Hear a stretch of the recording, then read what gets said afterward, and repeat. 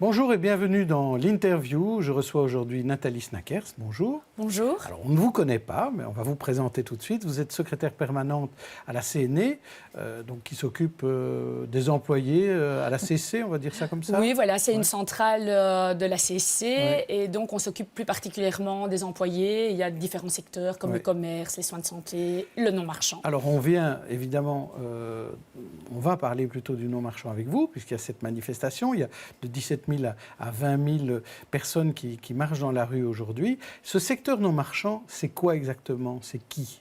Alors, le secteur non-marchand, c'est vraiment un grand puzzle avec de nombreuses pièces où des travailleurs font des choses totalement différentes, mais finalement avec une image qui est très harmonieuse, puisque le non-marchand accompagne en fait tous les individus de notre société, depuis sa naissance jusqu'à sa mort. Il accompagne tous les événements de la vie, les accidents de la vie, mais il permet aussi, tout au long de la vie, de s'émanciper. S'il n'y avait pas de crèche, les femmes ne pourraient pas aller travailler. Les bibliothèques, ce sont toutes les associations aussi culturelles. Alors bien sûr, il y a les soins de santé, il y a les maisons de repos, il y a les aides familiales.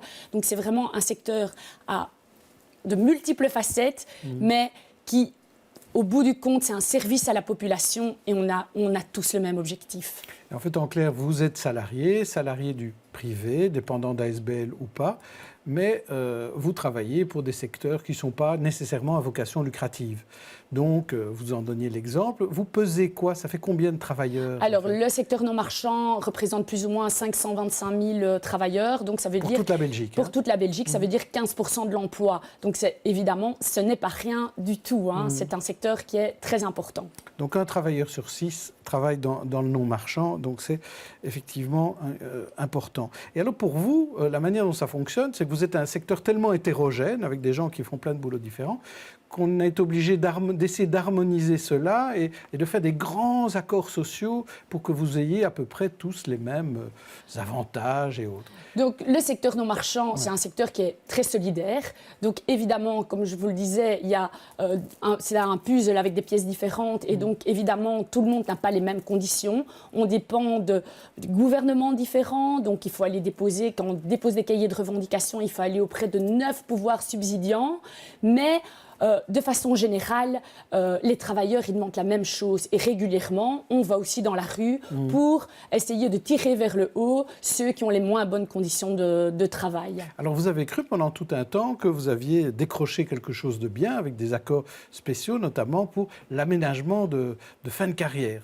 Oui, mais expliquez-nous un peu ça. Il faut peut-être revenir à l'historique. Oui. Donc, depuis 2000, on a l'habitude de faire des accords non marchands et donc on dépose des cahiers de revendication partout et ça a très bien fonctionné. On a eu des accords tout le temps. Depuis 2012, c'est vraiment le calme plat. On ne parvient plus à décrocher des avancées pour les travailleurs. Quels que soient les gouvernements. Quels que soient les gouvernements, vraiment, on voit que c'est vraiment difficile.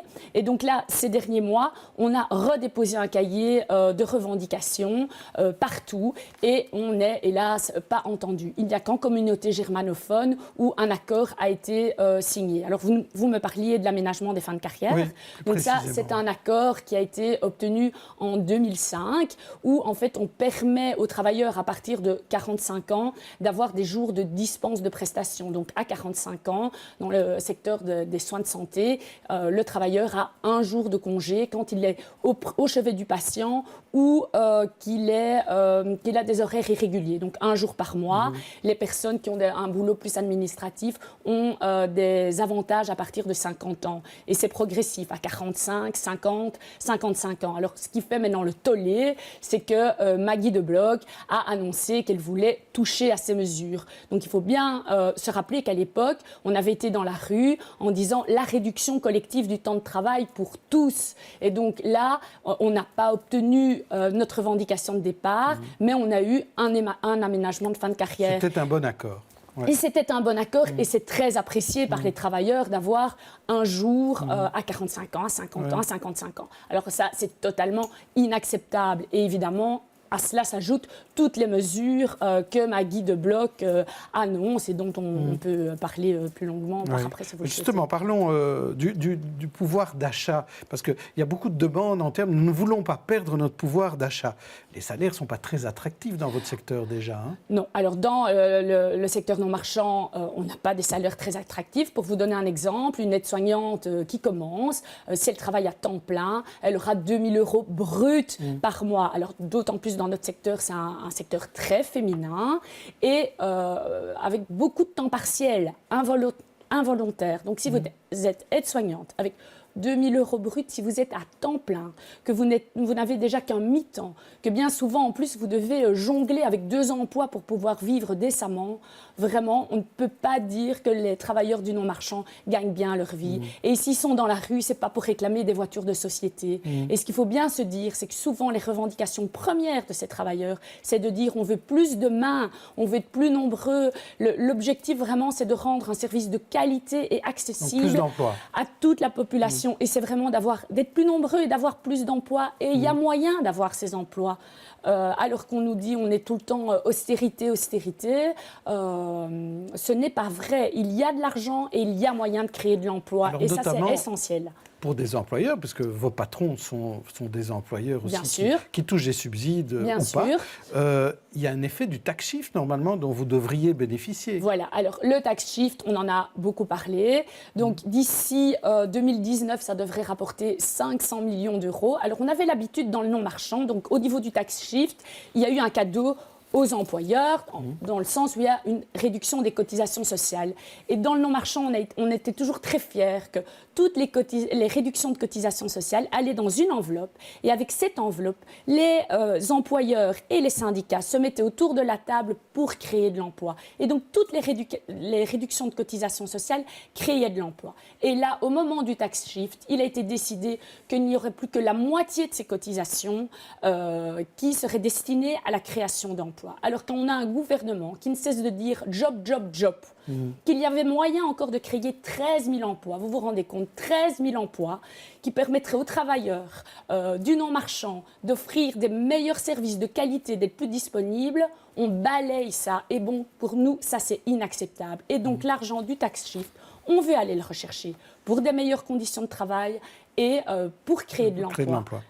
Parlons-en de ces conditions de travail, parce que c'est aussi une demande lancinante chez vous, qu'on comprend. Vous demandez, c'est un travail pénible. Vous avez été infirmière en maison de repos, vous. Le travail est plus pénible dans le non-marchand qu'ailleurs ? Je crois qu'il ne faut pas mettre les travailleurs en compétition les uns avec les autres. Et donc, mais dans le non-marchand, il y a une pénibilité physique et psychologique. Et donc, pour qu'on puisse garder des travailleurs aussi en bonne santé et qui puissent tenir, il faut améliorer les conditions de travail. Alors, il faut bien vous rendre compte. En maison de repos, une aide-soignante, elle peut faire jusqu'à 13 toilettes complètes sur une matinée, en donnant en plus les petits déjeuners, en devant écouter aussi le résident. C'est juste impossible. Et donc, voilà, elles sont mises sous stress. Vous avez tout le temps la misère des gens en pleine figure. Et donc, il faut du temps pour accompagner tous les bénéficiaires. Donc, à l'hôpital. Donc, j'étais infirmière à l'hôpital. Et donc, maintenant, je m'occupe du secteur des maisons de repos. Mais à l'hôpital, c'est un turnover non-stop. Il y a une réduction de la durée de séjour. Donc, les patients, ils rentrent, ils sortent. Donc, on a vraiment les patients dans la période la plus aiguë. Et puis, ils vont sortir. Donc, la charge de travail, elle est répercutée où ? Soit dans le secteur des soins à domicile, puisque les patients qui rentrent à domicile seront en moins bonne forme. Soit ils retournent en maison de repos, alors qu'avant, ils étaient hospitalisés. Donc, dans les maisons de repos, il n'y a pas plus d'infirmières, on ne nous donne pas plus de moyens, mais pourtant, dans les lits, les personnes sont en moins bon état. Oui, et aussi des demandes en termes de vacances. Alors, on est un service, pour beaucoup de services travaillent 7 jours sur 7, 24 heures sur 24, donc c'est aussi une pénibilité. Donc, il y a c'est très difficile de concilier vie privée et vie professionnelle avec de tels horaires. Et donc, par exemple, une revendication qu'on trouve quasi dans tous les cahiers qu'on a déposés, c'est de pouvoir avoir 3 semaines de vacances d'affilée pour aussi pouvoir souffler. Aujourd'hui, c'est difficile d'avoir ces 3 semaines de vacances? Oui, c'est souvent 2 semaines. Et c'est difficile d'avoir 3 semaines de congé parce qu'il faut toujours un minimum de personnes sur le terrain et qu'il faut assurer les services et des services de qualité. Alors, on se rend compte que vos demandes, elles rencontrent aussi un peu les demandes globales du secteur. On voit les maisons médicales qui participent aussi à vos manifestations, les hôpitaux, Iris par exemple, on dit qu'ils se joignent. On a l'impression que les soins de santé, c'est un petit peu ce qui paraît le plus important dans votre manifestation, alors que d'autres secteurs sont Bien aussi entendu. demandeurs, hein.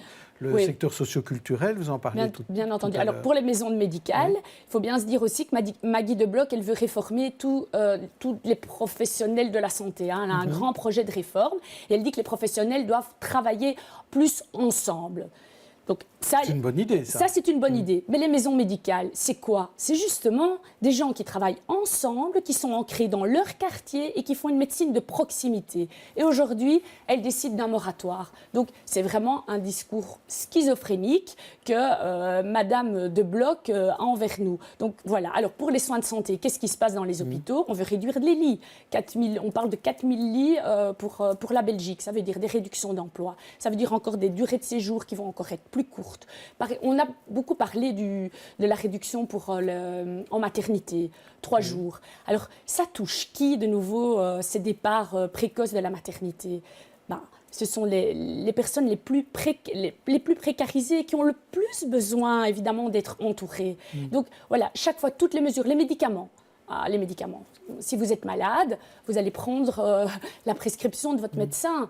Et donc, qui va payer plus cher les antibiotiques? C'est vous et moi. Alors, au lieu de donner du temps pour avoir une réflexion conscientisée, donc en maison de repos, par exemple, c'est vrai. Attendez, je crois que vous pourriez en parler pendant des heures. Oui, bien sûr. Je vous remercie d'être venu en parler chez nous. Et demain, il y aura une autre interview avec un autre invité et une autre intervieweuse. Ce sera Stéphanie Meyer. Bonne journée, bonne soirée à tous.